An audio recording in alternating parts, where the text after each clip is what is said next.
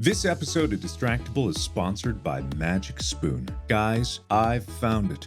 The Fountain of Youth? Not quite. The G-spot? No, silly gooses. I found Magic Spoon, which is the perfect cereal to incorporate into my, yours, and our daily morning routines. I love cereal, dude. I've been on a big cereal kick like the last 2 or 3 weeks. Magic Spoon has 0 grams of sugar, 13 to 14 grams of protein, and only 4 net grams of carbs in each serving. Please note that the honey nut flavor has 1 gram of sugar. Well, that makes sense. Honey. Oh, that's only 140 calories per serving. It's keto-friendly, gluten-free, grain-free, soy-free, and low-carb. And you can build your own box. Available flavors to build your very own custom bundle are cocoa, fruity, frosted, peanut butter, cookies and cream, maple waffle, blueberry cinnamon, plus the newly reformulated honey nut flavor that will now be added to Magic Spoon's permanent collection. Honey nut is so good, and I'm really glad that it's back. People just don't get enough protein either, and it's kind of understated just how much protein is in each serving. That's going to fuel your big muscles, which I've noticed you guys have been getting bigger and stronger. Oh, yeah. Yeah, why don't you go to magicspoon.com/distractible to grab a custom bundle of cereal today. And be sure to use our promo code DISTRACTABLE at checkout to save $5 off your order. Magic Spoon is so confident in their product, it's backed with a 100% happiness guarantee. So if you don't like it for any reason, they'll refund your money, no questions asked. Remember, get your next delicious bowl of guilt-free cereal at magicspoon.com/distractible. That's MAGICSPOON.com/DISTRACTIBLE and use the code DISTRACTABLE to save $5 off. Thank you, Magic Spoon, for sponsoring this episode. Good evening, gentle listeners, and welcome to Distractible, a Wood Elf production with your hosts, Beaming Bob, Munificent Mark, and Wintry Wade. This week, the bafflingly bonhomie band, Borderly Brook the bizarre busybodies buried within our societies. Yes, it's time for Aliens Among Us. Please prepare thy best scally sneer and enjoy the show. Hello and welcome back to Distractible. I will be your host today. My name is Bob. If you've never listened to this podcast, I almost said watch, but that's not how this works. If you've never listened to this podcast before, it's a competition. As the host, I will be the judge, and my friends, Mark and Wade, who are also here, will be the competitors. Hello, Hi. I'm Mark. I'm competitor number 2. I said your name. I know. I know, but I mean, if they've never watched it before, they don't know my voice. All right. Well, technically, Wade is competitor number 2. That's true. Yeah. Okay. We speak truth. Anyway, since I know most of you have already listened to this, welcome back. You know how this works. Those rules are completely a lie. Nothing matters. Nothing makes sense, especially when I'm in charge. I mean, I write down stuff and tabulate things with numbers even for points and scores. But before we get to that, how's it going? How's life? Oh, it's going good. It's going good.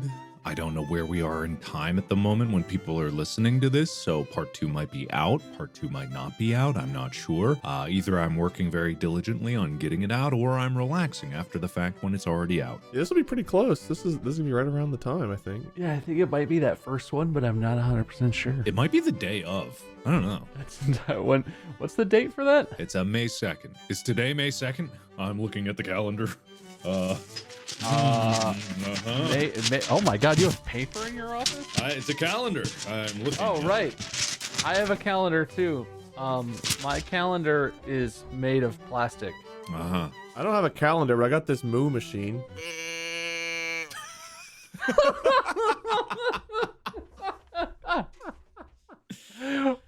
Why? Oh, yeah. Why? I don't know. I just wanted to have something that made noise. That's Good. Okay, that's good. You know, like modern day streamers, they have soundboards and all this. Nah, wait, he's old school. Wade is like a radio talk show in the 90s. Like a drive to work talk show. He's just got a bunch of random crap around him. Like, welcome, good morning. Slide whistle. Whatever. What's your show called, Wade? Oh, it's called Good Brunch, everyone. All right. What a 90s title. You can see it now. All those drive time disc jockeys. Anyway, nice. I'm good too, you know? Just try to get my doctor to call me back. They won't. Maybe Guru Harold will call you back. think I need a real doctor on this one. Oh, That's what they all say. I mean, I'm fine. That sounded very dark. I'm fine. It's fine. I'm fine. I just want to, I just want to double check some stuff. Like an actual doctor. Not to disparage the guru, but yeah, you better not disparage the guru. no, I wouldn't dare. He would come for me. Yes. Yeah, well, good. So everyone's good. Nothing bad is happening, and I'm fine. I don't know why I can't stop. I'm actually fine. I feel like I'm moving on. I don't know whether to worry or not. Yeah, I know. I feel worse after that. It's fine. It's fine. I'm fine. I'm perfectly healthy. I just need my doctor to call me back, and it's not urgent, but I've been trying to get this connection for like a week and a half. It's like a roller coaster of worry. I'm like, oh, reassured, and then wait a minute, hold on a second. Well, if you like roller coasters of emotions, boy, do I have a topic for this episode today. Okay. It's July 4th, Independence Day, 1947.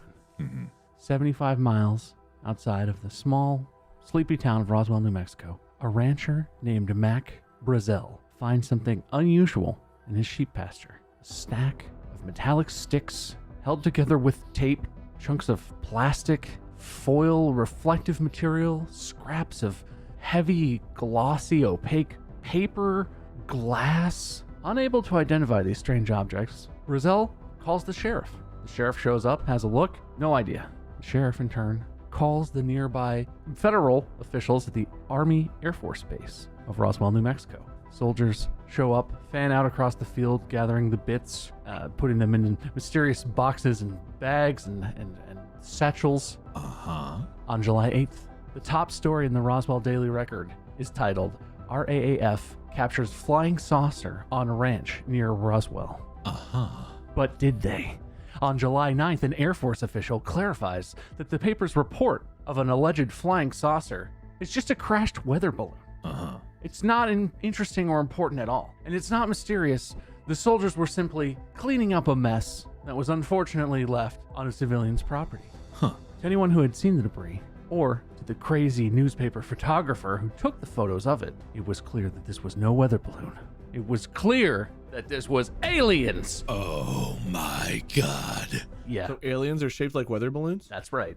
Aliens travel in large balloons filled with scientific equipment. Facts. There are 10 types of aliens. Type 1, Zeta Reticulans, or gray aliens. Very common, seen by many people, often referred to as grays. Type 2, the little green man. Another common type of alien. Smaller, greener, similar, black vacant eyes. We all know these. Type 3, Nordic aliens. Smaller, greener. Yeah, obviously. Then smallest, greenest. Type 3, Nordic aliens. Type 3, Pleiadian aliens. Type 5, I'm sorry, this list jumps from 3 to 5. Oh, it has 3 twice. It's fine. Type 5, Andromedan aliens. All these are all humanoid aliens. If you saw them in person, you might mistake them for a human, except that some of them are as tall as 10 to 15 feet. Type 6, reptilian aliens. Humanoid reptiles. We all know this. The Zuck might be one. We're all familiar. Type 7, alpha draconian aliens. Large, 14 to 22 foot tall, weighing approximately 1,800 pounds or more, reptilian features, horrific, violent, aggressive. Type 8, Syrians aliens. This is the blue, sexy aliens. Really hot. Lots of people have seen them. Lots of people have hot dreams about them. Type 9, Anunnaki aliens. This is the alien species that the Sumerians worship. As far as humans go, fairly ancient.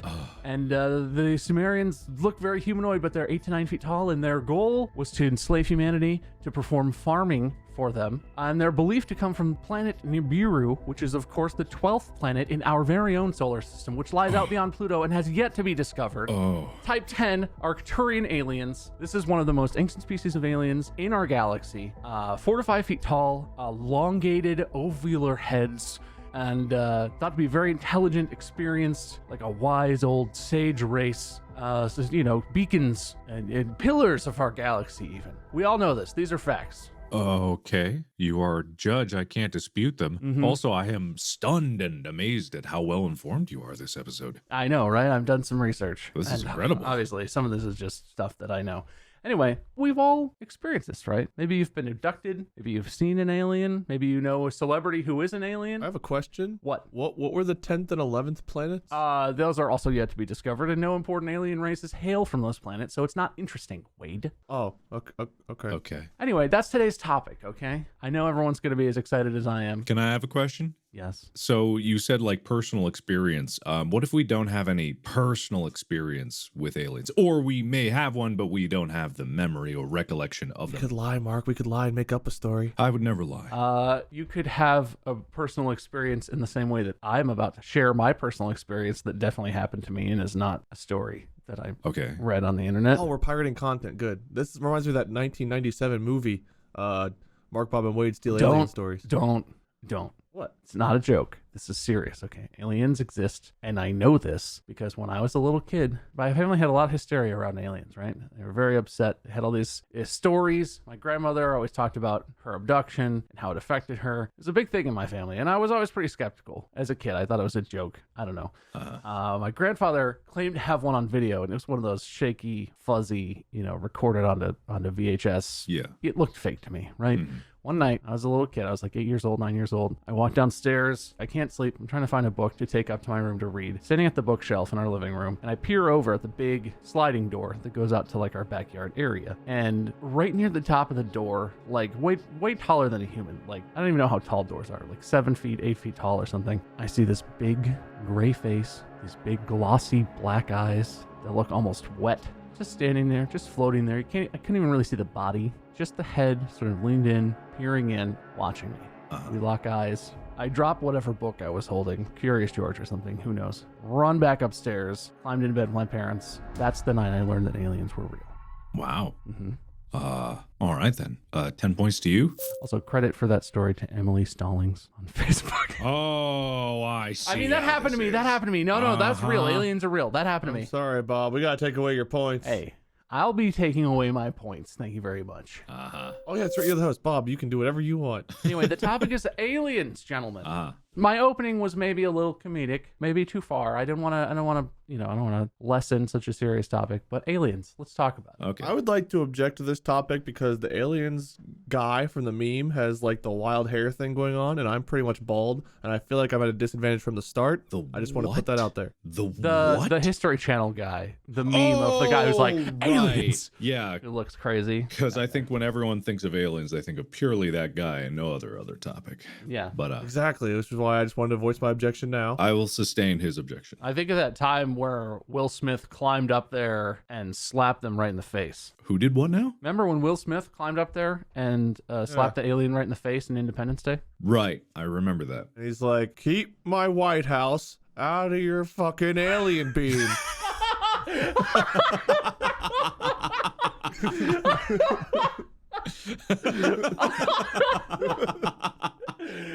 Oh, fuck. Wow. I was about to say I regret bringing that back up because everyone in the entire universe is already sick of it, but that's points for you, Wade. That was worth it. Yeah, man. Thank you. I'm down this early in the episode. Holy shit. I don't know how I'll ever financially recover from this. But yeah, I mean, you could talk about personal alien experiences, stories, evidence, proof, whatever you want. I kind of want to touch on a topic that you talked about, Bob, before we get into the actual official stories. Is like the actual, I don't know about the 12th planet, but the 10th planet and the mystery thereof. Ooh. The 10th planet. Have you guys looked into anything about this? No, because I'm not crazy. Yeah, well, I mean, it's the 12th planet. Yeah, well, we know the species that comes from Nibiru. Oh, wait, if you Google the 10th planet in our solar system, Nibiru comes up. That's the name of the one that I said was the 12th. No, 10th. Wait, what? So there is a quote unquote, there's a theory that there is a 10th planet beyond Pluto in the Kuiper Belt, which is the field of asteroids at the outer edge of the solar system that kind of separates and gives us a buffer from everything else. There is some kind of gravitational weirdness that is occurring out there. I don't know the exact specifics of it, but the more and more we look into this idea that there is something that is affecting gravity out there, the more credence is lent to the theory that there is actually a celestial body of some kind find out there, whether it's a dwarf planet, whether it's a huge gas giant, whether it's a dwarf black hole that's orbiting our sun at an extreme distance. It's a little bit difficult to understand what it is, because it could be this thing called Eris, which is a name for a dwarf planet that they think they are certain of, like with a pretty high degree of certainty. But there also might be another object at a similar orbital period or even farther out, and it's just like, it's unsure, because I haven't looked into the exact detail of this, and anyone who knows more about this than I do, shut up, I'm gonna be an idiot for a minute. But the last thing I heard from unconfirmed sources is that it's uncertain whether it's just this Eris thing, or the Eris is kind of misreadings of data of something actually larger, or there's multiple different effects that are happening out there. The truth is that we really just don't know what's out there, because the sun's light is so dim at that distance, and it's really difficult to get any kind of data about it. So you kind of have to infer it from the light coming from outside of the solar system looking in. That's just looking optically. And then you just have to measure and track the objects that are out there and see how their orbits are interfered with by the object that could be out there. But even doing that is difficult, because we have trouble tracking the objects that are even near our planet. Dag. So you see how this all works out to be kind of problematic. That's interesting. Yeah. I just want to say, in Googling this and trying to catch up to this interesting information that you have, I have found just the best website. Yeah? Yeah. Thepathtowoneness.com. The title of this website is The Path to Oneness and the Golden Ones by Tim Doyle. Yeah. That sounds like a guru website. Recent posts: How to Talk to God, Trapped Souls, Nibiru, the 10th planet of our solar system, A Miracle Drink - water. And I just want to read you the first 2 lines of the most recent post. After I sneeze, hang on. Do it. Yeah. Wow. Ah, man, this website's too powerful. Bless you. Dear sisters and brothers, in this Earth spiritual training school, there are many tools available to assist the soul in becoming a co-creator god. There are also many obstacles intentionally created for the student in training to overcome. A fascinating website. We should start a cult. Dude, we would be great cult leaders. We don't even have to be great at it. I think we could just do it. I mean, honestly, you look at the current cult leaders and you wonder how they get in power. So I'm sure we could do a great job. Maybe 2023 be year of the cult. I'm glad that you showed me this website, and I feel like it's going to change my life, Mark. But that's really interesting. I had not heard that. I had heard, I guess so. It's not officially called Nibiru by anyone who's a scientist, I don't think, but it's called Planet X or Planet 7X or something. Yeah. I had heard of that, but I didn't really know that was a real thing. I thought it was a theory or something. I would like to give an update to this, because apparently in 2014, NASA had announced that the WISE survey had ruled out any object of Tish's characteristic. Tish would be the gas giant that was hypothesized to be out in the solar system's Oort cloud. Yeah, sure. I know about that. And apparently there's also a theory that there's a hypothetical star out beyond the Oort cloud called Nemesis. Oh, shit. I don't know why it's called Nemesis. That doesn't sound good at all. It doesn't sound good at all. I don't want that. Lurking in the beyond. Millennia from now. As far as I know, the theories of Nemesis come originally in 1984. It was postulated that there is a red dwarf or brown dwarf orbiting the sun at a distance of about 95,000 astronomical units, which is about 1.5 light years, which is beyond the Oort cloud and has apparently, theoretically, been suggested to be the reason for mass extinctions on Earth, because its gravity would fling asteroids that are way out there towards the sun, hence the name Nemesis, because it was theorized to be something that is an antithesis of life on Earth. Oh my God. However, it seems that there are no actual hard data that there is a red dwarf out there. However, there is an object that has an extremely irregular orbit around the entirety of the solar system. There's a trans-Neptunian object called Sedna, and there's a few others that do orbit. The truth of the matter is we have no idea what is beyond our solar system. We don't even know what's in. What's the opposite of beyond? Within? Yeah. Inside? Oh, yeah. I don't even know what's in here. Yeah, exactly. I don't even know what's outside my neighborhood. Acting like we got this whole thing figured out. We don't know. We don't know diddly. We don't know diddly. You know what, Mark? For your fascinating space knowledge, Yeet. points for you. Oh, Yes. well done. Yes. But we do know that there's aliens on Earth. Yeah. Fact. Yeah. We know that as a fact. obviously. I heard it from a reputable podcast with a very reputable host. Yeah, here's a nice guy. Which one? Yeah, you're handsome too. Oh, you. That's some points. Oh. Yeah. Disgusting listening to him kiss up to another host. I thought I was special. Nothing is special. Nothing is sacred. The face of the knowledge of the golden ones that has been shared with us. How could we possibly... All right, I don't want to reference that anymore. Don't look at that website. It's bad for your brain. Okay. I got a little tale to tell if there's a moment. Were you abducted? Was it Grays? It was probably Grays, wasn't it? I cannot claim that I was or was not. That has to remain a secret. The military got to you. I see how it is. But imagine this. You're in your yard, you look up, you see something approaching, and your gut tells you you know they're coming. You run inside, start barricading the house, looking for something to defend yourself. You come across a crossbow, some bolts you have. You gather them up, try to get into the most fortified room you have, keep barricading. You know, based on previous experience, that different colors stand out and that the flesh of your body can conceal you better than anything else. So you strip down and you wait. You hear the knocking, you hear the noises, their language. You can't tell what they're saying, but you know they're coming. A light shines in. It misses you. They're approaching. You fire. You pray. Deputy cleared for shooting naked man armed with crossbow who claimed aliens were after him. Let me guess, this happened in Florida? It sure did. Man, I was really engaged with that. I was into the story. Oh, yeah. Yeah. Believe it or not, without going into too much more detail than what I've already done, drugs were involved. What? Yeah, I know. No. But from his perspective, that had to be truly terrifying. I made that up, but that was my interpretation of the details. That's the kind of stuff that gives alien, like the existence of aliens and all these facts that we have, just a bad name, a bad look. You can have it both ways, right? There could be aliens and also people who just make stuff up. I mean, Yeah, clearly. this doesn't discredit any of the alien stories. This is just one of the ones that you're like, maybe? And then you see and you read and you're like, definitely not.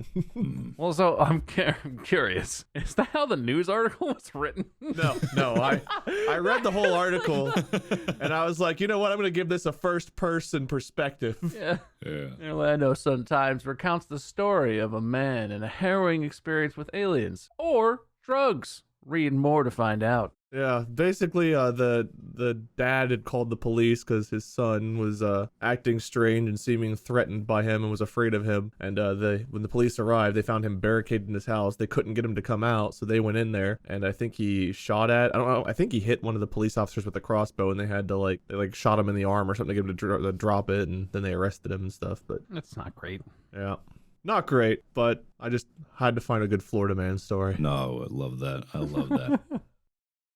This podcast is sponsored by BetterHelp.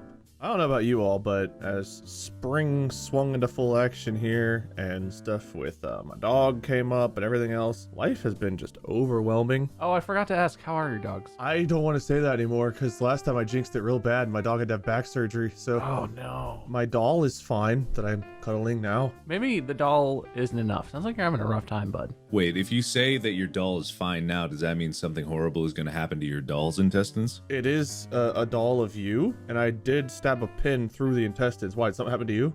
Oh, God. No reason. But, yeah, no reason. I'm sensing a lot of tension. Just a little. And I think what might be called for is a little bit of customized online therapy, perhaps provided by BetterHelp. You could have a video session, phone session, talk to your therapist. You don't have to see another person if you don't want to. Whatever works for you. That does sound more helpful than whatever it is I'm doing to Mark right now. Yeah, I thought I was doing okay, but now I've got this sneaking suspicion that Wade might be dabbling in powers beyond his control. Do you feel anything right now, Mark? I'm feeling a strange sensation in my kidneys. Well, you know what else is great about BetterHelp is it's more affordable than in-person therapy. And you could be matched with a therapist and start communicating in under 48 hours. My bad. What? Was that my liver? I can't even tell anymore. More affordable sounds nice, Bob. After paying for that back surgery, it'd be really nice to do something that I can afford to pay for right now. That ain't so... Well, you're in luck because Distractible listeners can get 10% off their first month at BetterHelp.com/Distractible. That's BetterHelp.com/DISTRACTIBLE. I have a true story. Thank you. Yes, good. However, Mine was true. of absolute, well, actually, you're totally right. That's true. I was more qualifying that this is a true story in relation The to alien aliens. part I is 100% true. believe that story was true. Like, man, trying to discredit me? No. I will source this shit. I'm trying to discredit all the people that have doubts about the truth. Make a bibliography right now. You don't. In 2014, an object of confirmed NASA Science Mission Directorate confirmed alien origin landed on Earth. Damn it, Mark, I had that article open too. No. Confirmed by NASA. The letter declaring the confirmation begins, as you may be aware, Dr. names Amir Siraj and Dr. Abraham Loeb of the Department of Astronomy of Harvard University authorized a paper titled Discovery of a Meteor of Interstellar Origin. The paper reported the meteor is originating from an unbound hyperbolic orbit defined as interstellar space hereafter with 99.999% confidence. This event would predate the discovery of Oumuamua by about 3 years. Oh, I'm sorry. What? You know, Oumuamua. I'm going to try and spell that for my own Googling purposes. Okay. Oumuamua. Oumuamua. I spelled it exactly right the first time. I think that's credit to my pronunciation of the word. Points for you, Mark. You literally you pronounced it so well that I spelled that word correctly. Yeah. So what this is it is it's a meteor that crash landed on Earth that originated from a solar system not our own. I don't know the science of how that occurred. I think it's less to do with the study of the meteor itself because space dust is space dust and rocks are rocks, but the analysis of the orbit with which it would have had to go through to crash land in the spot that it did. And that's just math. Like you just math it out, and that object of that math, pulled by the gravity, influenced by the planets on the way in, would only have come from a certain place on a certain approach that would only have come from outside of the solar system. Now, the reason I bring this up is the whole concept of, I forget the actual term of it, but it's like it's seeding. Describe it. It's like you're jerking off and you blast a load out into space and it lands on a planet and that causes DNA to be there. The creation of life? No. Planet seeding? No, planet seeding. I knew it was seeding something. Yes. So the concept of biological or at least DNA-based material of whatever kind inside creatures that can sustain themselves and or live and or just be dead on a rock that is traveling through space. Because you know bugbears, right? You know about bugbears? What is that? No, what is that? Oh, God, bugbear is a D&D thing. Fucking Werebears? No, not werebears. Owlbears? That's also a D&D thing. Oh, what the hell was it called? Black bear? Brown bear? Big bear? Polar bear? No. Tardigrade! Oh, okay, yeah, tardigrades. What? Tardigrade, also known as water bears or Water bears. moss piglets. Sure. They're adorable little creatures. They're horrendously advanced for how small it is. Like I've seen these things swimming with their 6 little arms or 8 or whatever it is, and their little claws, their little hands. They have way too much personality for something the size of a large amoeba. You know what I mean? Mm-hmm. They're microscopic organisms. Well, kind of like, yeah, I think they're microscopic. But the thing about tardigrades is that if they are in space, they can actually survive for extended periods of time in a vacuum, being blasted by solar radiation with no water. And even if they didn't, because they can last for a long time, I don't think we know exactly how long they can last, but even if they didn't, a fragment of what they were, their DNA, might survive if that rock, even for thousands of years, was traveling through the cosmos and landed on another planet that could sustain life theoretically. And then that piece of DNA would go in the water, and that fragment might just so happen to be the kickstart needed for life to survive on that planet. So this meteor coming here might have alien semen on it. Ooh, I know, right? crusty. I know, right? In all likelihood, like, it's doubtful that it would survive the incinerating impact of going through the atmosphere and then smashing into the Earth.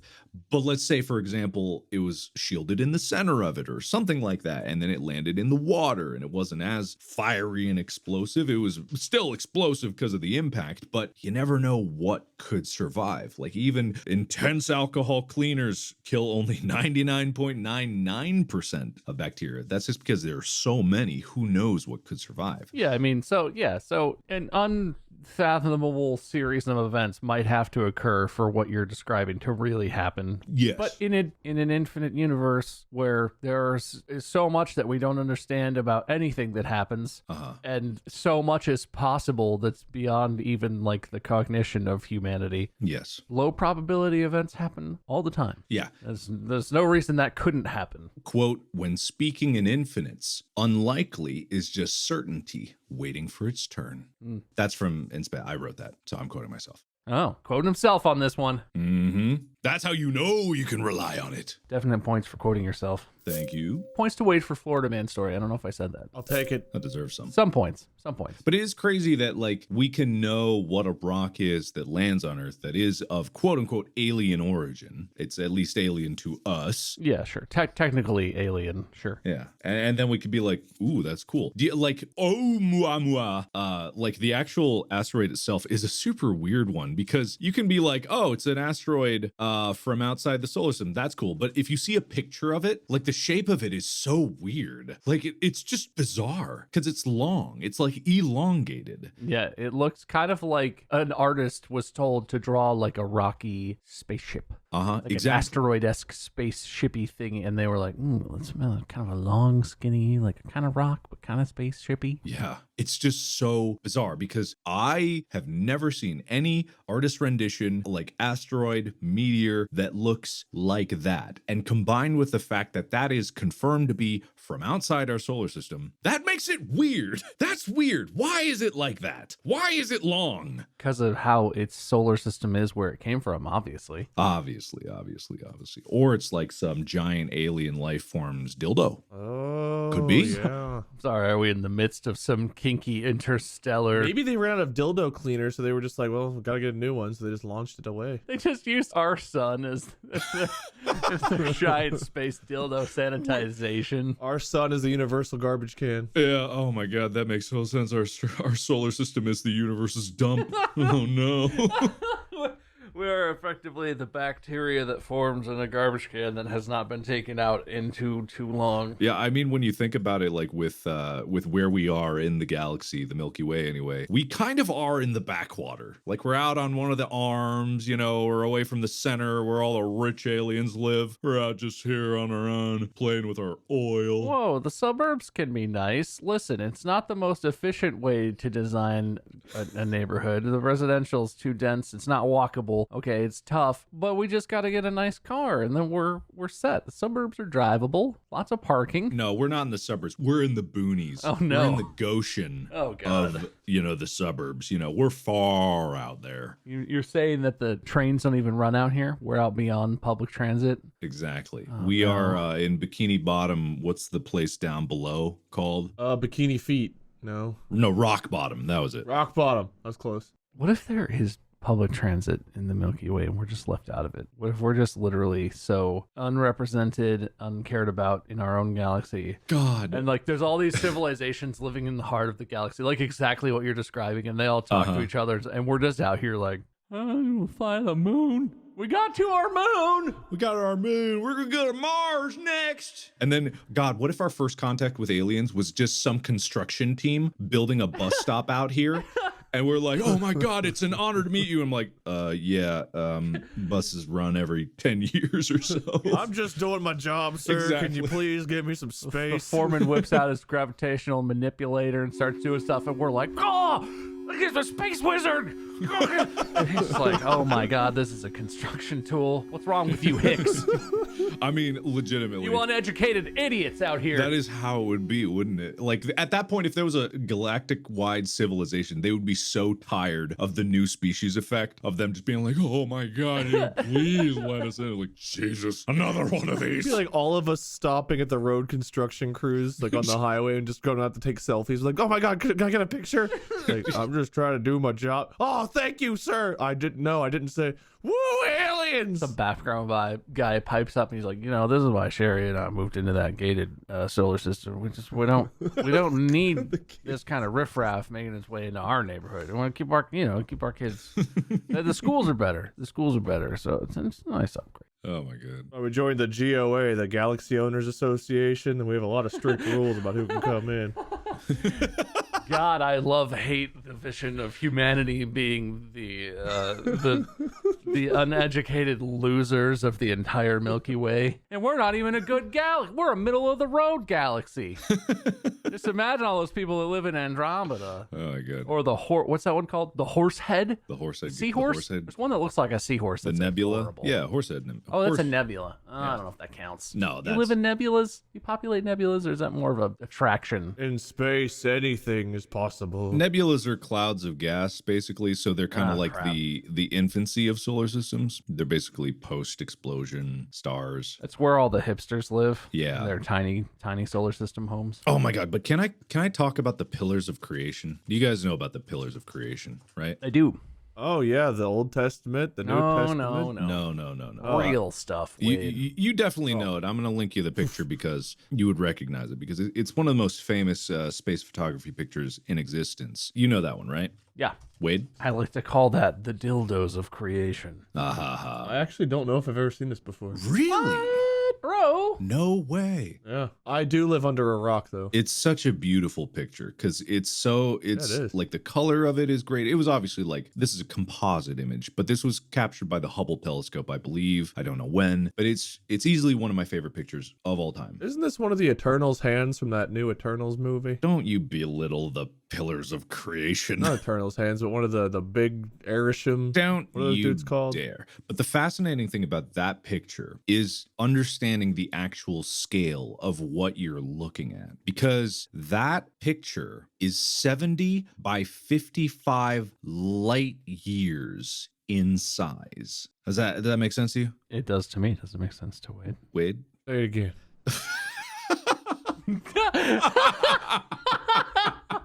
I'm taking notes. I believe in you. 70 by 70 long by 55 wide light years in size. Oh, I'm sorry. What's that in feet? Sorry, the pillar itself is 4 by 5 light years. The Eagle Nebula that is part of it is 70 by 55. I read that wrong. But however, do you know how long a light year is? I actually don't remember. No, I've lived through some dark years, but I don't know how long the light years are. The dark ones really drag out. You okay, man? Yeah. We'll talk about it after the episode. But a light year is the distance that light travels in 1 year. It's a measure of distance, not time. So it's very.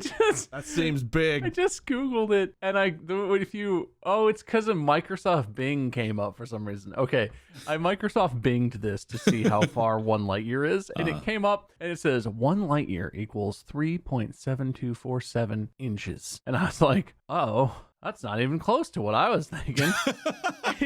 It's cut off because of the way my web browser is scaled right now. It's 3.7247 to the 17th power inches. That's hilarious. Okay. I was like, it's 3 3/4 inches? Oh no. So I'll put this in context, right? So light, because it's really hard for the human brain to comprehend these types of scales. Like 1 light year you can comprehend that, like, okay, light in a year, that's good. How long do you think it takes light to get from Earth to the moon? And I'm asking Wade specifically. Yeah, I kind of know this one. What's your guess, Wade? Oh, earmuffs for a second. How? No, come on. Okay, all right. I'm trying to make a point here. Oh boy, I don't know, like a day. 1 second. 1.3 seconds, actually. How long does it take light to get from Earth, or specifically the sun to Earth? Like light emitting from the sun to Earth. Oh, 30 seconds. 8.3 minutes. God damn it. Okay. Give me another one. I'll get this one. Okay. How long does it take the light to get from Earth to the nearest star? Not the sun. Which the next nearest star is? I believe it's Alpha Centauri. Alpha Centauri, right? Okay. Which means a lot to me. So. Half of a light year. 4.4 light years. I was close on that one. So the reason that one's a good approximation is to get to the nearest star from Earth is simply the width of that pillar of creation. That's how big that is. It's ungodly enormous. But in the scale of the universe, it's nothing. And we are... What exactly is it? It's gas. It's just the gas and it's a nebula. It's just gas, dust, and all that stuff. So the colors mean something. I believe this is correct. Blue hue indicates oxygen. Okay. Red indicates sulfur, and green indicates nitrogen and or hydrogen, which are essentially like the foundational gases that will, combine, compact because of gravity and become stars over the course of a long time. Yep. This is a bloody, skinless hand reaching into a bowl of water, right? You all see it. Stop belittling the beauty of the pillars of creation. I see it now. Yeah, God damn it. Okay. You're welcome. It kind of looks like there's two dudes with really big, tall heads facing to the right, giving thumbs ups to something. And the guy in front's a little shorter, and the guy on the left has like a crazy hair on top, and they're both just like, yeah. I see a dude on the left with an erection lower than it should be, and a sheep standing next to him looking down at someone who looks like they're in trouble. No, what I see is on the right, I see there's a little kid. That's that little offshoot, and they're like, it's like a mom or something spinning them round and round and round. And behind them is something else. It's just the thing. The entire left half is just some other thing in the background. Yeah. That image. Yeah, like a tree or I an can see alien that. tree or something. Why do I just see erections everywhere? What does that say about me? I don't know, man. What does that say about you? That erection looks like a pipe. Which erection looks like a pipe? What are you talking about? Oh, like a tobacco pipe. Okay. The one on the right. That erection. The one of you think's an arm holding a baby, I think's a pipe dildo. the erections of creation over here. Actually, nicknamed God Schlong. There's the one on the left, man. There's someone wearing like a hood, and they've got an erection, and there's a sheep standing right next to it. That poor sheep. Yeah. All right. Well, this has been a combination of fascinating and enlightening. So I opened it with funnies, and we leaned into the funnies. And thank you for embracing the funnies about alien stories and the crazy stories that are out there of people's experiences. And the guy was high out of his mind, think it was aliens shooting a crossbow while he's naked. Like, one of my favorite SNL sketches of all time is the where Kate McKinnon is retelling her alien abduction story. Dude, it's so good. While Ryan Gosling tries desperately not to laugh the entire time sitting next to her. Yeah, oh my god, that's such a good skit. I don't remember that one. I gotta watch that one. Yeah, you gotta watch it, dude. It's worth catching. It's very good. Okay. But I do want to talk about, since we're talking about space stuff and a little serious, real science stuff, the universe is so big, like just so big. I'm curious where you land on this. I am of the opinion that no, I don't really believe that like Area 51 is housing a U.S. flying saucer or something. Like all the conspiracy stuff, I don't really buy into that. Sincerely, I like it. I enjoy it. But the universe is way too big for us to be the only intelligent life in the universe. Like, it's just not possible, which is a conclusion I've come to that basically means that I do actually sincerely, non-comedically believe that there are aliens. Oh, but like 100%. I don't know if we could even communicate with them, if we would recognize them as life in any way that relates to humanity as the like carbon-based life forms that we are. And I'm not an expert on any of the science, but I'm curious where you guys are. Aliens? Yes? No? Oh, mysterious? 100%. In the infinite of the universe, there is no statistical way that there isn't, because the universe is, as far as we know, infinite. And when speaking in infinites, unlikely. Anyway, so like there's no way there's not. But the problem is the size of the universe, right? That's the real question. This life happening, and then intelligent life happening, might be a series of completely unlikely events that have to happen in sequence, and then the planet that they're on just has to not blow up for a long enough time for that all to happen. You know, the star can't go supernova, like it just needs like a certain circumstances of stability. It kind of almost overrules early, as far as we know, the size of the universe, which is like 13.6 billion years, or the age of the universe anyway, which again, we don't really 100% know that's true, because Yeah, it's like our estimate. It's our estimate because time is relative. But when it comes down to that, like in the early years of the hypothetical start of the universe, everything was too chaotic. It took us, the Earth is 4.6 billion years old. It took us like 1 billion years just to get to here now. So like if an alien species needs 1 billion years to evolve and like have that timeline not interrupted by an asteroid, by plagues, by nuking themselves, which we still might do, it's just like, it's extremely unlikely for that to happen, and then for it to happen in a place near enough for you to even visit them. And at the same time, like, because we, humanity, have only really existed for maybe 100,000 years, which is a blip on the cosmic scale. And if we die out in 1,000 years, which, you know, hey, that's entirely likely. Oh, yeah. Like, it's very... I don't plan on living that long, dude. Yeah. Dude. Don't worry, buddy. Yeah. It'll be fine. So it's just like whether or not aliens exist is not the question. Whether they can even get here, or we could reach them, or will live long enough to reach them, or if they need another 100,000 years to evolve to the point where they could reach us, we might be gone by that time. It's just a lot of like the Venn diagrams of all of these unlikely scenarios. Like if they overlap at all, they're just going to overlap for the briefest of moments, and like they're going to touch and bounce off, or like we don't know. We don't know. But then in the universe seeding idea that all these planets have been splooged on by alien DNA, and it's so likely. I love it. Yeah. All right, Wade, your turn. My turn for what? What am I doing? Tell me your philosophy of the universe. Oh. Talk to me about why there are aliens and why life is so precious and fragile. Go.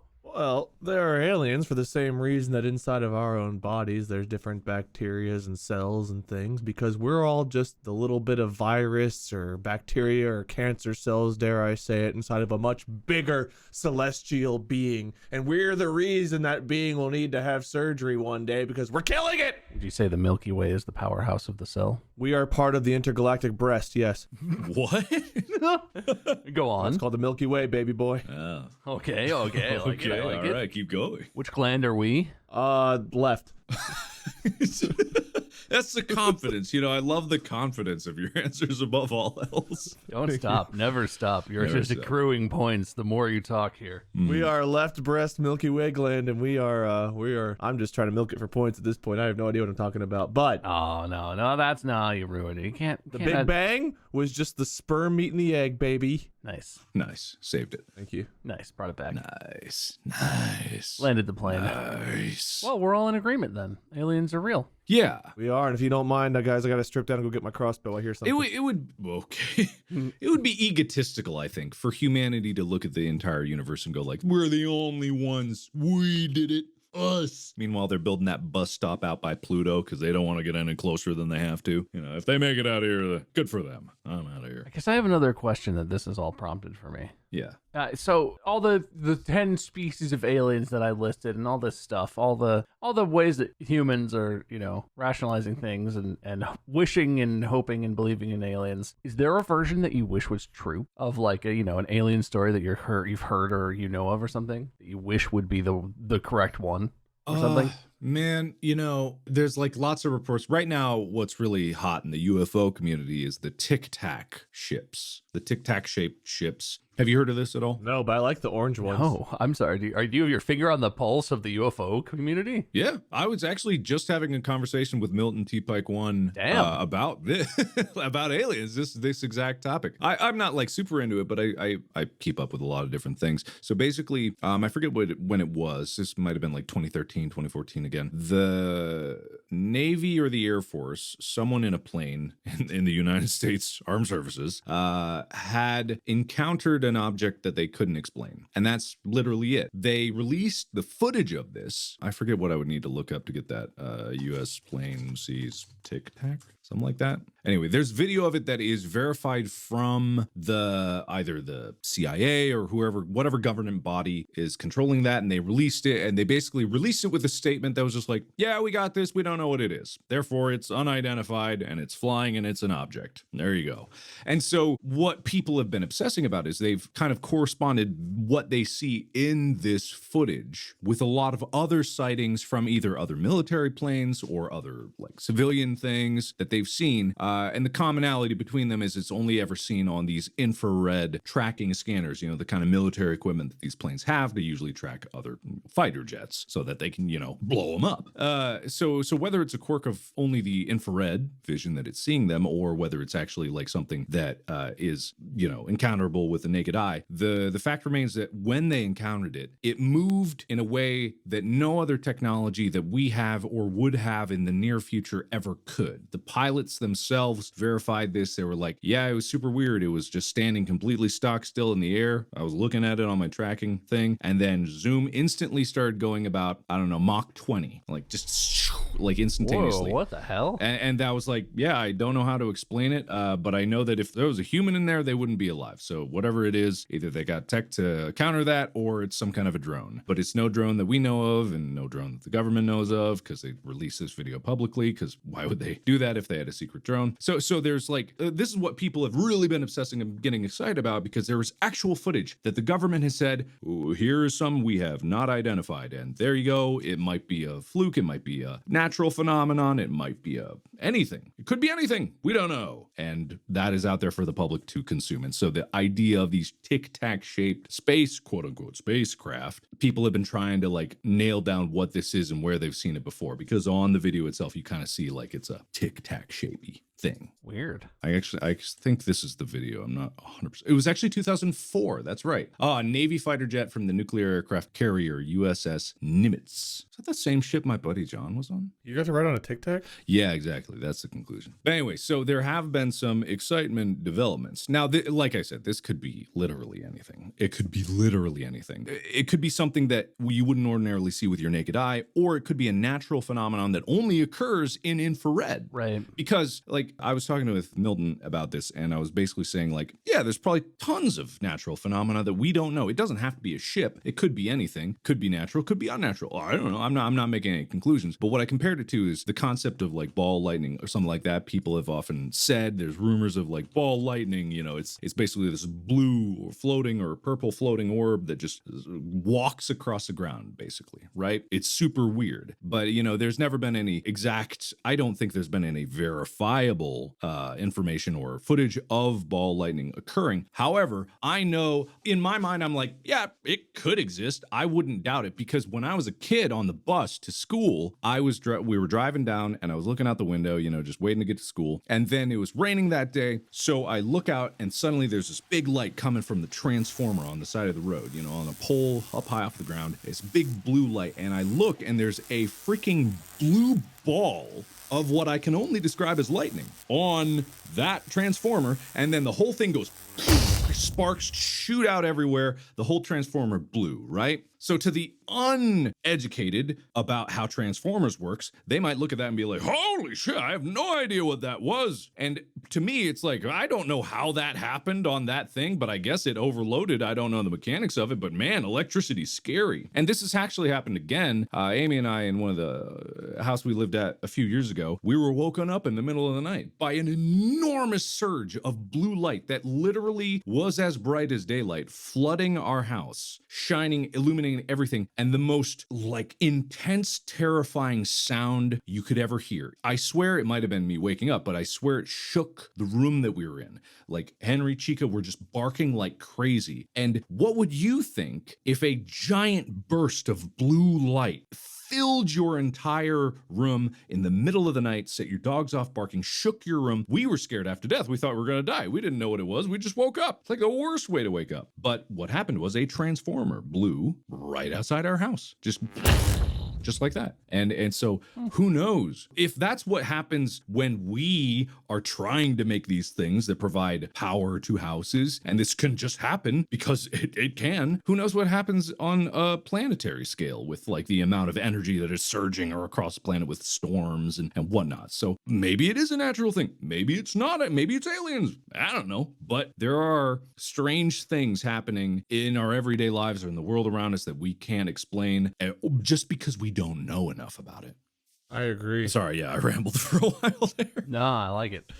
Yeah. Oh, it's interesting. Whenever you guys go on tangents, it's always interesting because you guys are very passionate and knowledgeable. Mm-hmm. Or At least passionate. Yeah, that's true. Because I know that there are definitely experts in Transformers that could explain why that happened. I'm not saying like that's unexplainable, but when it comes down to a phenomenon like in this video, it's unexplainable because no one knows what that is exactly. That doesn't mean that there isn't an explanation, and that doesn't mean that explanation has to be aliens. But it could be. I'm not even saying that it's not. It could be. I don't know. I'm not the expert. Yeah. Well, there's also experts in infrared. We just can't see them with the naked eye. You're right. Wow. Wow.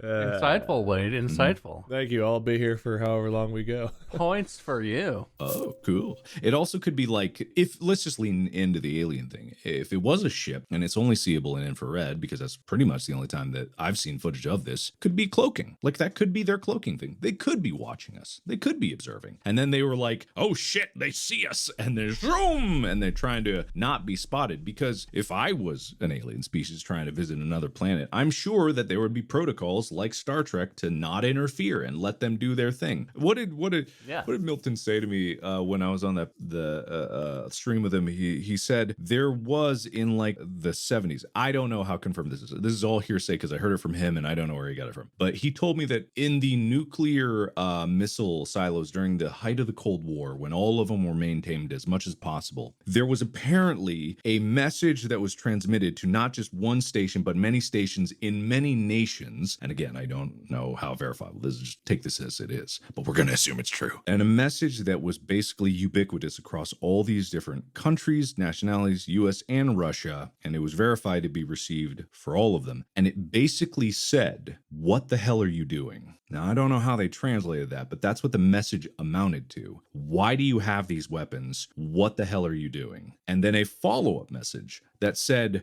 look, we don't know why you're doing this. If something happens, we might be able to stop most of them, but we can't guarantee we'll stop them all. End message. Imagine what they'd say if they saw the kind of porn on the internet now. Hey, maybe there's hope for this species yet.